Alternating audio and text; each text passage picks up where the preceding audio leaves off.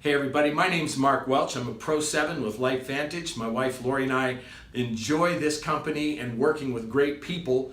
I wanted to share a concept with you today that has to do with developing an idea of your funnel to share information and the buckets that people end up in or where they end up after you share the information. This illustration has helped me a lot because every single time I approach somebody and invite them into LifeVantage, I know they're going to end up in one of these three places. They're either going to become a preferred customer, they're going to say no, and some people do say no, or they'll end up in my organization of my distributorships, and they'll be building this business along with me in our system. So here's the way it works. You've been databasing, and now it's time to invite. So you start inviting people to take a look at our information. A lot of times, they'll jump right out from the invite and they'll say no, they don't want to even take a look. That's okay. But you just do the invite anyway. You don't get all wrapped up in the emotion of it.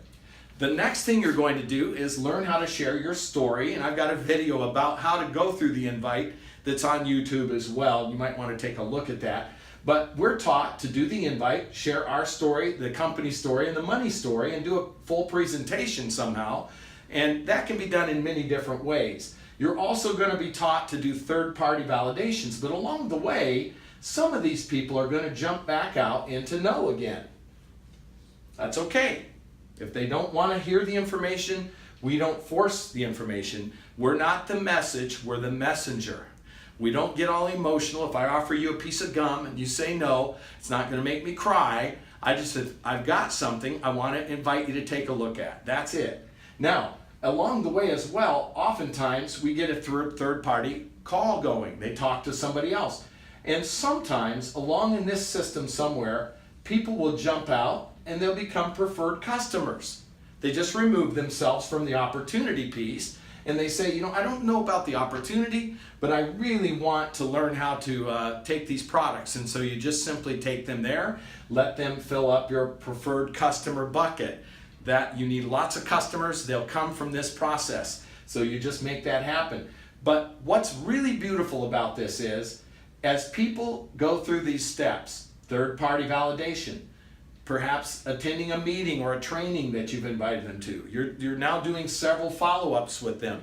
Remember, most people don't make a buying or joining decision until after the 6th or 7th follow-up step. So always give them homework, do those kinds of things. But finally, it comes time for you to ask them if they're ready to join you in this opportunity. If they're going through this funnel and they haven't jumped out, you can take them as far as they'll want to go, and eventually many of them will drop down into your front line of your distributors. So that's a little image that perhaps can be helpful to you. You might take this image, draw it up for yourself, divide the steps out as you see them, and develop your own funnel. And understand, if you do this right and invite lots of people into the information, they'll end up where they belong.